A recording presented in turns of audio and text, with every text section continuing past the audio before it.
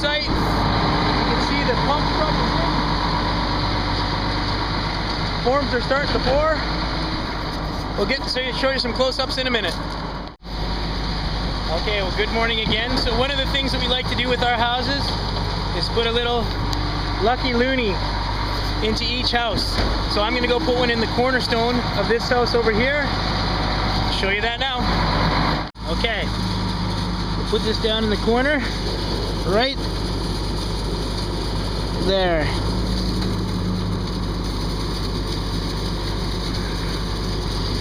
Cover it over.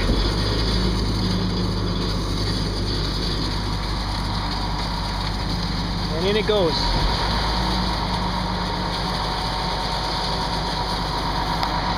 Next job, once the concrete's in, is to put all of our hold downs and our anchor bolts in. We'll show you that next. Well, our lucky loonie is covered right there. The cornerstone of the house has got some luck under it, which is a good thing. Good start. Good start to the build. Now we're troweling it, and we'll actually be putting in some anchor bolts. I'll show you what those look like. So our next step is to put down anchor bolts, which basically secures the wooden house to the concrete foundation. These are an anchor bolt. You can see they're bent on the bottom so that once the concrete forms around them, they can't pull up. So what we're doing is we're dropping those wherever a wall is going to go. And you can also see that we're cheating those to the outside because our forms are 8 inches wide and our walls are actually 6 inches wide approximately. So our walls will sit towards the outside of those forms. So we marked the other day where our bolts are going to go. This is why we mark it.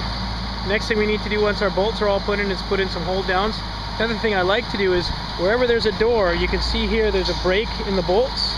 That's because that's our back double door. So we try to not put bolts where there's a door going so we don't have to grind bolts off, cut bolts off. It leaves our foundation intact. So there we go. Okay, well, we are all poured, our anchor bolts are in, our hold downs are in, and basically we're going to let the forms set up over the next couple of days, and we can strip them on the weekend. So you can see now what a site looks like after everything's been done. We have our water lines that run through in front of the back as well over there. We have our conduit. So just in case these owners decide they want to run outdoor lights or anything like that in their garden, we have a way to get power from the inside of the house to the outside of the house without jackhammering a hole through or really putting a conduit that we could see on the exterior wall.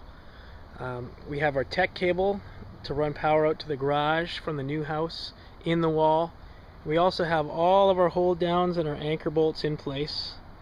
So you can see all the way along, move to the right spot wherever the wall is going to be, gaps for the doors in them. So once this is all done and stripped, it'll pretty much be ready to backfill and for all of our services to start going in. That's it for now. Talk to you soon.